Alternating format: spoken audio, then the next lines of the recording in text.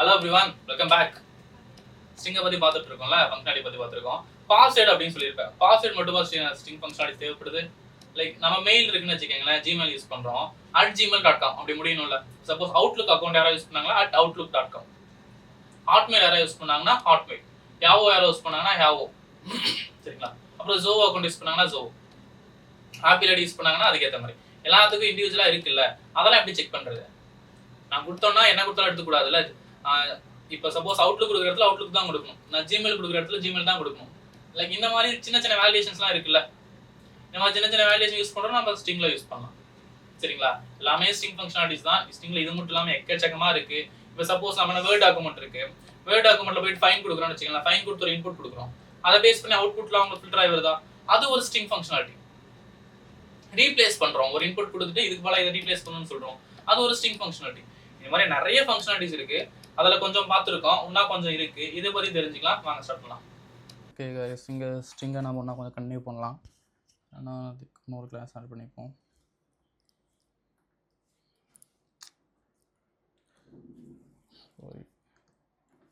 Add அ class. இதுக்கு வந்து string continue அப்படின்னு பேர் வச்சுருக்கேன். Static void main. ஓகேங்களா? String void main something. இப்போ இந்த இடத்துல என்ன பண்ண போகிறோம் அப்படின்னா, இதை ஃபஸ்ட்டு ஸ்டார்ட் அப் ஆப்ஜெக்டாக மாற்றி வச்சுப்போம். ஸ்ட்ரிங் கண்டினியூ க்ளோஸ் பண்ண.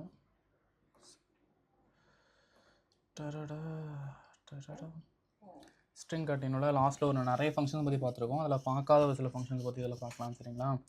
அதில் எப்படின்னா, நான் வந்து ஒரு ஸ்ட்ரிங்கை க்ரியேட் பண்ணிக்கிறேன். லைக் ஸ்ட்ரிங் என்ன சொல்லலாம், இன்புட் அப்படின்னு ஒரு பேர் க்ரியேட் பண்ணிக்கிறேன். இன்புட் இஸ் ஈக்குவல் டு நான் ஒரு ஸ்டேட்மெண்ட் எடுக்க போகிறேன். என்ன ஸ்டேட்மெண்ட்னா, ரெஃபரன்ஸ் டேட்டா டைப் அப்படின்னு சொல்லிட்டு ஒரு ஸ்டேட்மெண்ட் எடுக்கிறேன். ரெஃபரன்ஸ் டேட்டா டைப் அப்படின்னு எடுத்துகிட்டு ஒரு ஸ்ட்ரிங் வச்சுருக்கேன்னா, இந்த ஸ்ட்ரிங்கில் என்ன பண்ணலாம் அப்படின்னா, ரீப்ளேஸ் அப்படின்னு சொல்லிட்டு ஒன்று இருக்குது. என்னன்னா இன்புட் டாட்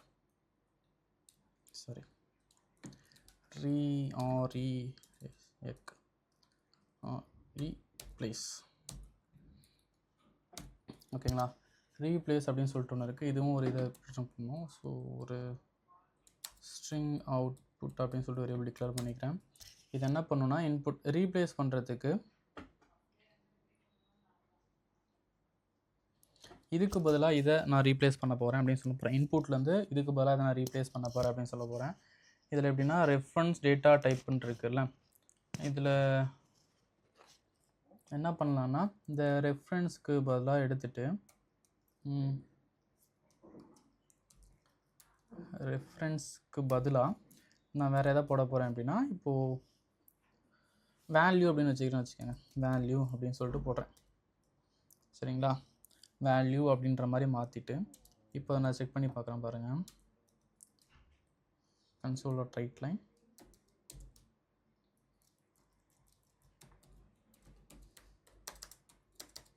இன்புட்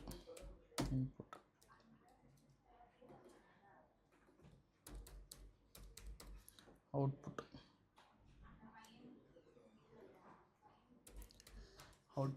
இப்போ ரன் பண்ணுறேன். இன்புட்டில் என்ன இருக்குன்னா, ரெஃபரன்ஸ் டேட்டா டைப்புன்னு தான் இருக்கும். அவுட்புட்டில் என்ன இருக்குன்னா, ரெஃபரன்ஸ் இல்லாமல் வேல்யூ டேட்டா டைப் அப்படின்ற அவுட்புட் வந்துருக்கும் பாருங்கள். மாறிட்டா? இதுக்காக யூஸ் பண்ணுற ஃபங்க்ஷன் தான் என்ன, ரீப்ளேஸ் அப்படின்னு சொல்லிட்டு ஒரு ஃபங்க்ஷன். இந்த ரீப்ளேஸ்ன்ற ஃபங்க்ஷன் இதை மாறி இருக்கும். சரிங்களா? அதுக்கப்புறம் ஒன்று இருக்குது, கண்டெய்ன்ஸ் அப்படின்னு சொல்லிட்டு ஒரு ஃபங்க்ஷன் இருக்குது. எப்படின்னா, இந்த மாதிரி ஒரு மெயில் ஐடி இருக்குதுன்னு வச்சுக்கோங்களேன். எப்படின்னா, யாரோ ஒருத்தர் ஸ்ட்ரிங் இமெயில் அப்படின்னு கொடுத்துருக்காங்க. இந்த இடத்துல என்ன பண்ணுறாங்கன்னா, example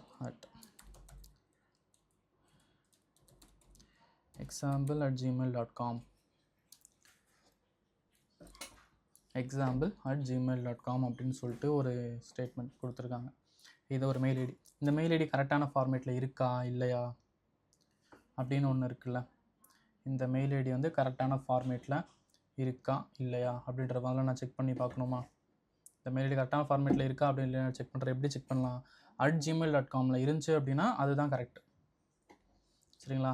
இப்போ இது வந்து சப்போஸ் @gmail இந்த மெயில் ஐடியில் @gmail.com அப்படின்றதே இல்லை அப்படின்னா இது கரெக்டான இந்த மெயில் ஐடி கரெக்டாக இல்லை, அந்த ஃபார்மேட் கரெக்டாகனு அர்த்தம். மெயில் ஐடி இருக்கா இல்லைன்றதை நான் செக் பண்ணி பார்த்தா தான் தெரியும். மெயிலில் அதுக்கு நிறைய ப்ரோட்டோகால்ஸ் இருக்குது, அதை செக் பண்ணி பார்த்தா தான் தெரியும். அப்படி இல்லை அந்த மெயிலோட ஸ்ட்ரக்சர் அதோட ஐடியே கரெக்டாக இருக்கா இல்லையான்னு செக் பண்ணுறதுக்கு அது சப்போஸ் அது @gmail.comல முடிஞ்சிடும். அந்த @gmail.com அப்படின்ற இது இருக்குது அப்படின்னா அது கரெக்டான மெயில் ஐடி. அப்படி இல்லை அப்படின்னா அது கரெக்டான மெயில் ஐடி கிடையாது. இல்லை அதை செக் பண்ணி பார்க்குறதுக்கு என்ன யூஸ் பண்ணலாம்னா email.contains அப்படின்னு சொல்லிட்டு ஒரு ஃபங்க்ஷன் இருக்குது. contains email.contains @gmail.com. ஓகேங்களா? இந்த இமெயில் அப்படின்றது இந்த @gmail.com அப்படின்றத வச்சிருக்கா இல்லையா அப்படின்ற மாதிரி செக் பண்ண போகிறோம். இது வந்து பூலியன் மெயில். ஓகே, இப்போது இது வந்து சப்போஸ் இப்போ மெயில் வந்து ட்ரூவாக இருக்குது அப்படின்னா இஃப் மெயில் ட்ரூவாக இருக்குது அப்படின்னா given email id is in correct format. அப்படி இல்லை அப்படின்னா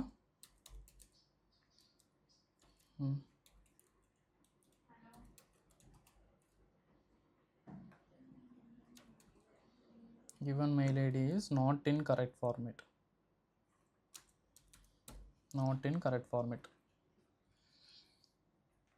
given mail id is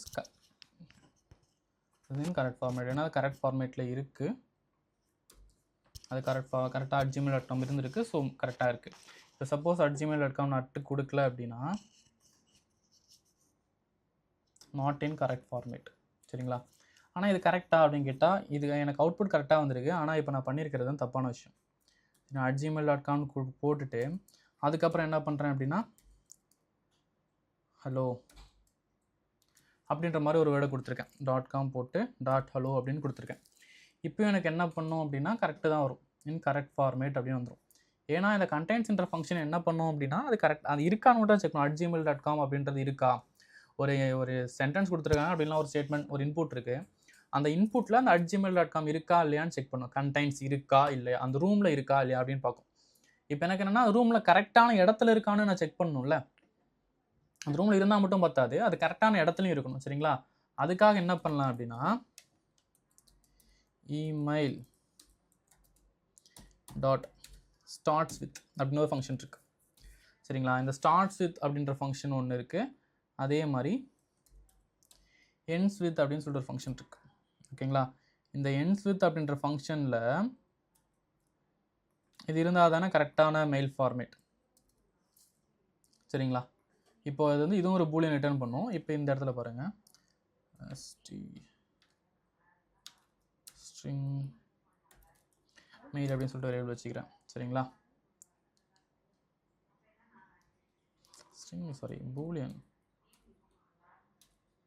Boolean ஓகேங்களா? இது ends with email @gmail.com முடிஞ்சால் given my email is in correct format அப்படின்னு சொல்லலாம். அப்படி இல்லைனா நாட் இன் கரெக்ட் ஃபார்மேட். இதை இப்போ நான் கேட்குறேன் கரெக்டாக @gmail.comனு முடியுதா அப்படின்னு கேட்குறேன். ஆனால் இது முடியல. ஸோ எனக்கு என்ன வரும்? Falls. So it's not in a correct format. இப்போயே இது suppose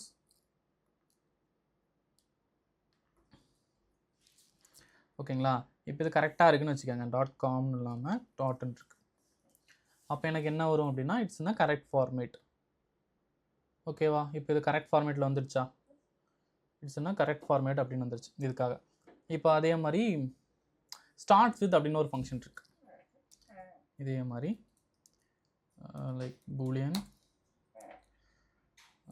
a is equal to email.starts_with. starts withன்ற இந்த கேரக்டரில் ஸ்டார்ட் ஆகுதா அப்படின்னு சொல்கிற மாதிரி. starts with இப்போ சப்போஸ் ஆல்ஃபான்னு ஸ்டார்ட் ஆகுதா, இல்லை இதை starts with எங்கே யூஸ் பண்ணலாங்க அப்படின்னா ஒரு சிலர் எங்கே யூஸ் பண்ணலாம், எண்ட்ஸ் இதுவும் இந்த மாதிரி இடத்துல தான், இந்த மெயில் ஐடி செக் பண்ணுறதுக்கு அந்த மாதிரி இடத்துல இது யூஸ் பண்ணலாம். இப்போது ஸ்டார்ட்ஸ் வித் கரெக்டாக எப்படி தான் ஸ்டார்ட் ஆகணும் அப்படின்றது சரியான தெரியல, உங்களுக்கு எதுவும் தெரிஞ்சிருந்தால் கரெக்டாக சொல்லுங்கள். கரெக்டாக அந்த பர்டிகுலர் இதில் ஸ்டார்ட் ஆகுதா இல்லையான்னு செக் பண்ணுறதுக்காக யூஸ் பண்ணலாம். இப்போ நான் இதை என்ன பண்ண போகிறேன்னா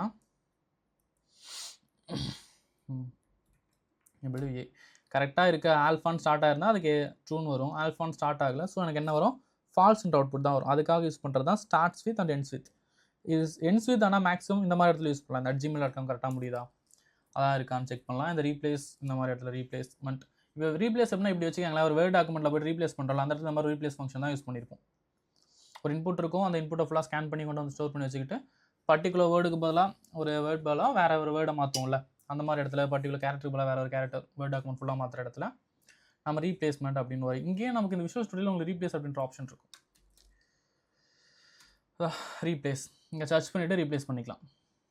சரிங்களா, ஒரு வேல்யூ இன்புட் கொடுப்போம், அந்த இன்புட் பதிலாக வேறு ஒரு இன்புட்டை கொடுக்க போகிறோம். சரிங்களா, அதுதான் அந்த மாதிரி யூஸ் பண்ணலாம். இதை தவிர்த்து வேறு என்ன ஃபங்க்ஷன் இருக்குது அப்படின்னா we have one more function, வேறு ஒரு ஃபங்க்ஷன் இருக்குது, அந்த ஃபங்க்ஷனை பற்றி பார்ப்போமா.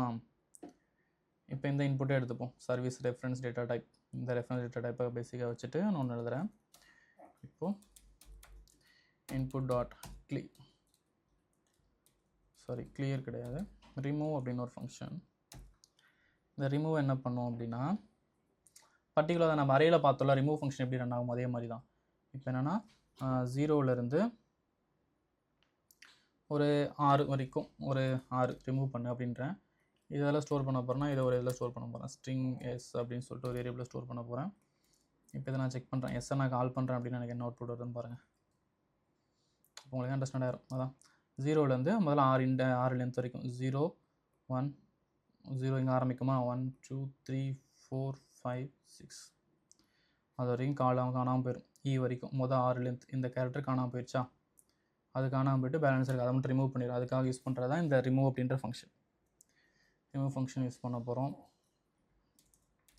அதே மாதிரி இதில் இருக்கிறதுல நிறைய ஃபங்க்ஷன்ஸ் நீங்கள் யூஸ் பண்ணலாம்.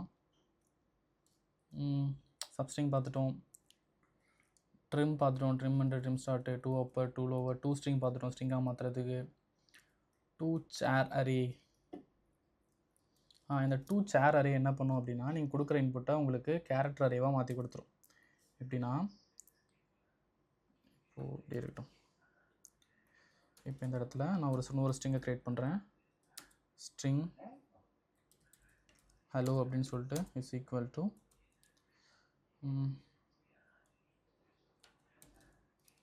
ஆல்ஃபா அப்படின்னு கொடுத்துருக்கேன்னா இது என்னவா மாற்ற போகிறேன்னா ஒரு கேரக்டர் அரேவாக மாற்ற போகிறேன். Character array of OP is equal to hello dot true char array நான் மாற்றிடும். இது இப்போ இன்புட் இப்படி இன்டர்னலாக இங்கே எப்படி ரன் ஆகிருக்கும் அப்படின்னா இஸ் ஈக்குவல் டு இந்த மாதிரி ரன் ஆகிருக்கும். நான் மேலே ஏற்கனவே பார்த்தோம், போனேன் இதுக்கு முன்னாடி ஒரு இதில் பார்த்துருப்போம்னு நினைக்கிறேன். இந்த மாதிரி மாறி இருக்கும்.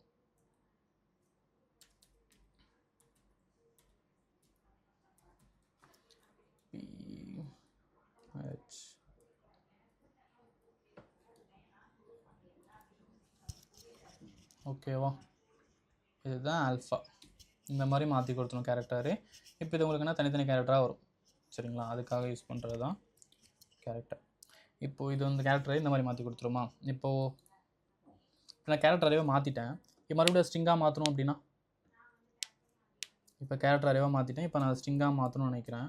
அப்போ எப்படி பண்ணுறது, character string IP is equal to op.toString op.toString.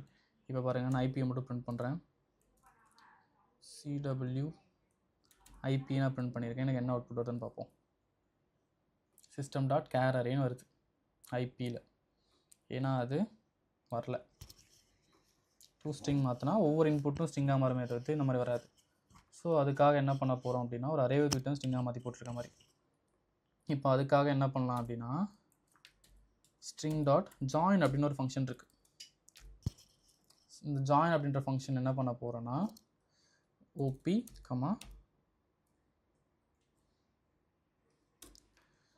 இதுதானே ஸ்ட்ரிங் செப்பரேட்டர். சரி, ஃபஸ்ட்டு தான் செப்பரேட்டர் கொடுக்கணும். First comma OP.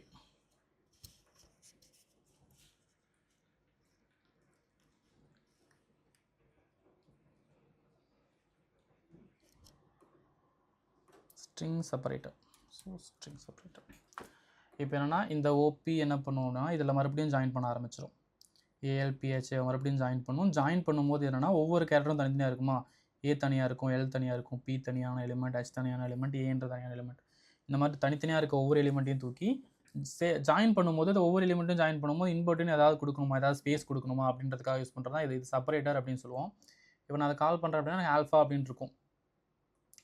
ஓகேவா, ஆல்ஃபான்றது கரெக்டாக தான் இருக்குது. இந்த ஐபி நான் கால் பண்ணியிருக்கேன், எனக்கு ஆல்ஃபான்ற எலிமெண்ட் கரெக்டாக வந்துருச்சு. சரிங்களா, எனக்கு அதில் எந்த பிரச்சனையும் கிடையாது, கரெக்டாக வந்துருச்சு. நான் இங்கே சப்போஸ் இந்த செப்பரேட்டரில் ஏதாவது கொடுக்குறேன்னு வச்சுக்கோங்களேன், செப்பரேட்டரில் ஸ்டார் கொடுத்துட்டேன், ஆஸ்ட்ரிக் கொடுத்துட்டேன் அப்படின்னா எனக்கு A asterisk, L asterisk, P asterisk, H asterisk and then A அப்படின்ற மாதிரி வரும். வந்திருக்கா, அதுக்காக தான் அந்த செப்பரேட்டர் யூஸ் பண்ணுறோம்.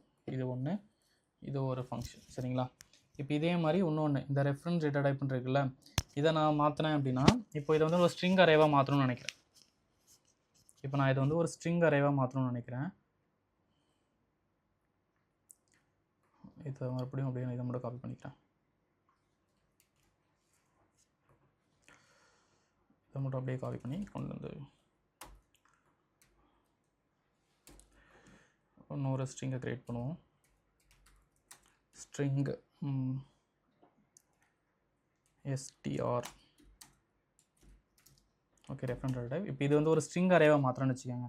இப்போ இந்த ஆல்ஃபாவே என்னால் ஒரு ஸ்ட்ரிங் அரேவாக மாற்ற முடியும், ஆனால் ஒரே எலிமெண்ட் தான் இருக்கும். இப்போ இதை மட்டும் நான் மாற்ற போகிறேன். ஸ்ட்ரிங் அரே st அப்படின்னு கொடுக்குறேன், is equal to str dot split. ஓகேவா, இந்த ஸ்ப்ளிட்ன்ற ஃபங்க்ஷன் என்ன பண்ணுன்னா ஸ்ட்ரிங் கேரக்டரை ரிட்டர்ன் பண்ணும். இப்போ என்னென்னா இது ஒரு எலிமெண்ட்டாக இருக்கும், இது ஒரு எலிமெண்ட்டாக இருக்கும், இது ஒரு எலிமெண்ட்டாக இருக்கும். இப்போ இதை பிரிண்ட் பண்ணுறேன் பாருங்கள். For integer I is equal to 0, I less than or c dot length, cw tab st of I. சரிங்களா, இப்போ மூணும் தனித்தனி எலிமெண்ட்டாக ஸ்டோர் ஆகிருக்கும். 3 எலிமெண்ட் ரெஃபரன்ஸ் டேட்டா டைப் அப்படின்னு 3 எலிமெண்ட். இப்போ மறுபடியும் அதான், இப்போ ஒரு இதை வந்து ஸ்ட்ரிங் ஸ்ப்ளிட் யூஸ் பண்ணும்போது ஒவ்வொரு வேர்டும் தனித்தனியாக வரும். ஓகேங்களா, ஒவ்வொரு வேர்டும் தனித்தனி எலிமெண்ட்டாக மாறிடும். அது மூணுத்தையும் வச்சு ஒரு அரே கிரியேட் ஆகும். 2 கேரக்டரை யூஸ் பண்ணியிருக்கேன் அப்படின்னா ஒவ்வொரு கேரக்டரும் ஒரு எலிமெண்ட்டாக கன்சிடர் ஆகும், ஒவ்வொரு கேரக்டரும் தனித்தனியாக கன்சிடர் ஆகும். இப்போ இதில் நான் கேரக்டரை யூஸ் பண்ணியிருந்தேன் அப்படின்னா எனக்கு எத்தனை வந்திருக்குன்னா 1 2 3 4 5 6 7 8 9 ஸ்பேஸோடு சேர்த்துக்கும், ஸ்பேஸ் 10 14 15 இங்கிட்ட ஒரு 4 19. 19 எலிமெண்ட் வந்திருக்கும். நான் ஸ்ப்ளிட் யூஸ் பண்ணதுனால எனக்கு ரெஃபரன்ஸ் அப்படின்னு ஒரு எலிமெண்ட், டேட்டா அப்படின்னு ஒரு எலிமெண்ட், டைப் அப்படின்னு ஒரு எலிமெண்ட், மொத்தம் 3 எலிமெண்ட் மட்டும் கிரியேட் ஆயிருக்கு. சரிங்களா, இதுதான் ஸ்ப்ளிட் ஃபங்க்ஷன். இதை மறுபடியும் இதையும் ஜாயின் பண்ணணும்னா சேம் திங், இதே மாதிரி தான் நீங்கள் ஜாயின் யூஸ் பண்ணி ஜாயின் பண்ணிக்கலாம். சரிங்களா, ஐ திங்க் தீஸ் ஆர் இதே மாதிரியும் நான் ஒரு சில ஃபங்க்ஷன்ஸ்லாம் இருக்கலாம், மேபி நான் ஒரு சில மறந்துட்டு ஸ்கிப் பண்ணியிருக்கலாம். ஆனால் இப்பொழுது நம்ம பார்த்த வரைக்குமே மேஜராக ஓரளவு கவர் பண்ணிட்டேன்னு நினைக்கிறேன். ஸோ இதெல்லாமே போதும். இது எல்லாத்தையும் ஒர்க் பண்ணி பாருங்கள். இது எல்லாமே தான் ப்ரீடிஃபைன் ஃபங்க்ஷன் இல்லாமல் நீங்கள் எல்லாத்தையும் ஒர்க் பண்ணணும். ப்ரீடிஃபைன் ஃபங்க்ஷன் இல்லாமல் நீங்கள் எல்லாமே இது பண்ண ஆரம்பிச்சிட்டிங்கன்னா ஃபேர் எனஃப் அப்படின்னு நான் சொல்லுவேன். சரிங்களா, ஒர்க் பண்ணி பாருங்கள். நெக்ஸ்ட் எபிசோடில் பார்க்கலாம்.